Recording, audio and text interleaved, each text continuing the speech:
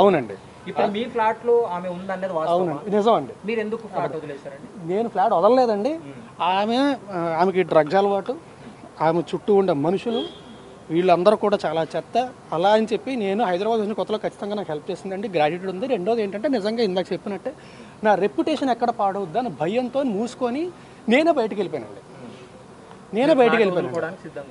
వదులుకోవడానికి సిద్ధంగా లేనండి. నేను అసలు ఏమీ మాట్లాడలేదు, ఏమీ లేదు, నేనే వెళ్ళిపోయాను. మల్హోత్రా ఎందుకు లావణ్యతో మాట్లాడాల్సి వచ్చింది? ఆ ఆడియోలో కూడా ఉంది, తను చెప్తుంది నన్ను చంపేస్తాం, కనీసం బాడీ కూడా దొరకకుండా చేస్తాం అని చెప్పి. ఎవరు తను కంప్లైంట్ లో పేర్కొంది, లావణ్య కంప్లైంట్ లో పేర్కొందండి. ఏదైనా ప్రూఫ్ ఉందా? ఈవిడే నేను మళ్ళీ చెప్తున్నానండి. So I can't talk on behalf of which is not right. So ఆవిడని బెదిరించిందండి, వాళ్ళ అన్నయ్యతోని చాలా ఫిల్తీ లాంగ్వేజ్లో మాట్లాడింది. ఇదంతా జరిగింది, ఇవన్నీ కూడా వాళ్ళ దగ్గర ఉన్నాయి. వాళ్ళు కంప్లైంట్ ఫైల్ చేస్తారండి. I can't talk on behalf of because it's not right. Clarity ఇవ్వండి. అంటే మీరు ప్రతి ఇంటర్వ్యూలో కూడా నేను పెళ్లి చేసుకోవాలని చెప్తున్నారు, కానీ ఆమె చెప్తున్నటువంటి వాటిలో పెళ్లి చేసుకుంటానని నమ్మించి మోసం చేశాడు. ఏమంటే పెళ్లి చేసుకుంటా నమ్మించి మోసం చేశానని ఒక దగ్గర చెప్తుంది, మాకు ఆల్రెడీ పెళ్లి అయిందని ఇంకో దగ్గర చెప్తుంది. గుడిలో పెళ్లి చేసుకున్నా అది చెప్తే అబద్ధం చెప్పడం మొదలు పెట్టినప్పుడు ఏ అబద్ధం అనేది చెప్తారండి. నేను నించోని నిజం చెప్తున్నా. నేను ఇందాక కూడా నేను మీ భయపడి మమ్మల్ని ఎవరి వెళ్ళిపోతాను కదా, నిజంగా ఎంతో ఒక నిమిషం మాట్లాడాలి కాబట్టి కారు ఎక్కానంటే మా డ్రైవర్ తెలియక తీసాడు. అందుకే డ్రైవర్ని కూడా దిగమన్నా అప్పుడైనా సరే 1 మినిట్ ఆగుతారు మాట్లాడి వచ్చేద్దామని చెప్పి. నాకు అసలు మీడియాని అవాయిడ్ చేద్దాం అనుకుంటే అసలు ఎక్కడ దాకా కూడా మీరు లావణ్యతో రిలేషన్షిప్ వదులుకోవడానికి కారణం ఏంటి? తను డ్రగ్స్ తీసుకుంటుందని తెలిసిన తర్వాత వదులుకున్నారా, లేకపోతే ముందు నుంచే వదులుకున్నారా? ఏమండి, 2-3 ఏళ్ళు అంత బాగానే ఉంది. ఆ తర్వాత మా దగ్గర ఎటువంటి రిలేషన్షిప్ అంటే శారీరకంగా కానీ ఎలాంటిది లేదండి. అండ్ ఆవిడ వేరే అతనితో రిలేషన్షిప్లో ఉండి నేను ఆవిడ దగ్గర ఉండాలి. ఏంటంటే మీకు మీ పేరెంట్స్కి చాలా చాకరీ చేశాను నేను, నన్ను పట్టించుకోలేదు వాళ్ళు అంటున్నాను. మళ్ళీ చెప్తున్నాను, కాదు, అబద్ధం. ఆ ఇంట్లో కూడా మాకు ఈ సినిమా మొదలైంది ఎప్పుడంటే సంవత్సరం క్రితం అండి. సంవత్సరం కూడా అవ్వలేదు అనుకుంటా. అదే చెప్తున్నానండి. మీరు అది గట్టిగా ఇది భయం వేసిందండి. సార్ లావణ్య ఎలా పరిచయం సార్ మీకు? ఎక్కడ పరిచయం? నాకు హైదరాబాద్ కాదండి, నాకు నిజంగా వైజాగ్లో ఉన్నప్పుడు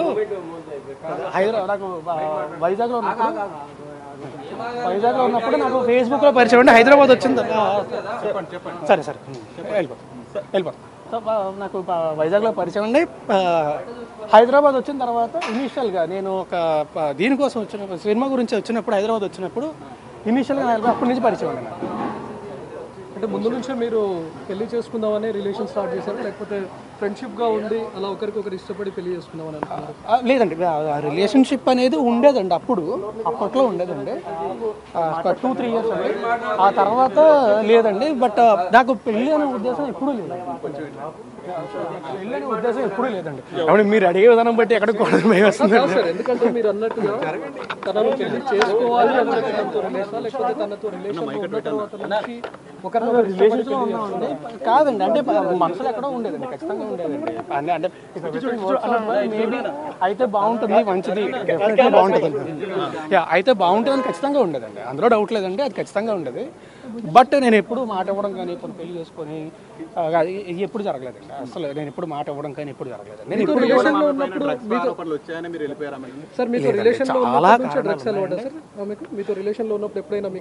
రెండు 3 ఏళ్ళ తర్వాత స్టార్ట్ అయింది.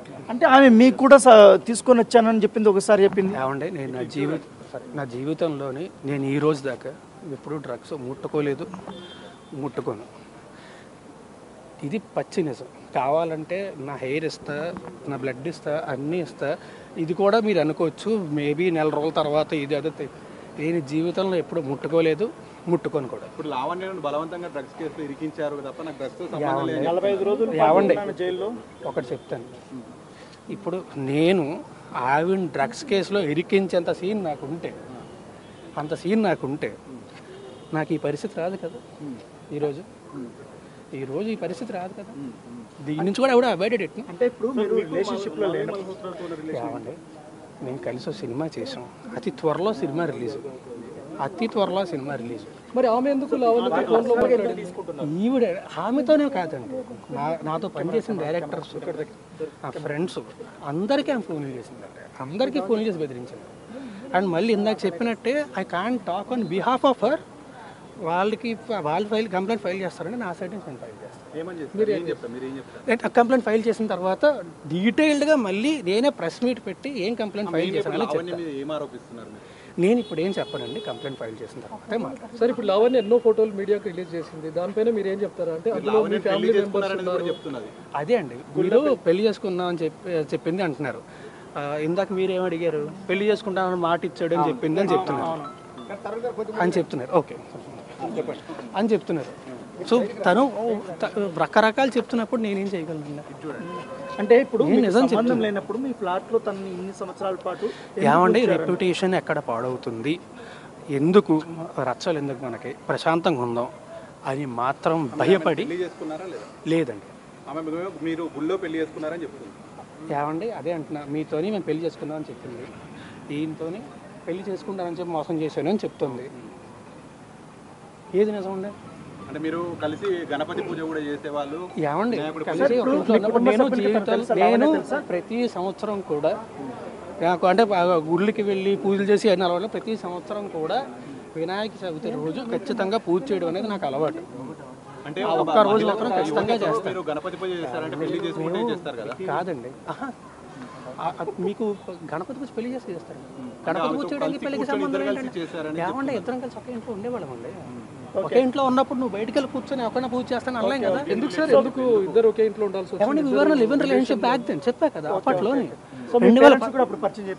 తెలుసు, మా పేరెంట్స్ కూడా పరిచయం. ఓకే, మా పేరెంట్స్ కూడా పరిచయం. ఈ లావణ్య తమ్ముడు మీతో డబ్బులు తీసుకోవడము, డబ్బులు అడగడం మీకు నేను కంప్లైంట్ ఇస్తానండి, మొత్తం స్టేట్మెంట్ అనేది కంప్లైంట్లు అన్ని ఇస్తాను. ఇచ్చిన తర్వాత మొత్తం రేజ్ చేసినప్పుడు ఏమైనా సెటిల్మెంట్ కి ఏమైనా పిలిచారా మీరు? లావణ్యకి సెటిల్మెంట్ చేస్తామని ఏం సెటిల్మెంట్ అండి? ఈ విషయం ఒకసారి పోలీస్ స్టేషన్ కి వెళ్తా అన్నప్పుడు ఆమె చెప్పినప్పుడు ఆమె నాతో చెప్పలేదండి. నేను సెటిల్మెంట్ కి నేను ఎప్పుడు మాట్లాడలేదండి, ఆమె కూడా నాతో మాట్లాడలేదండి.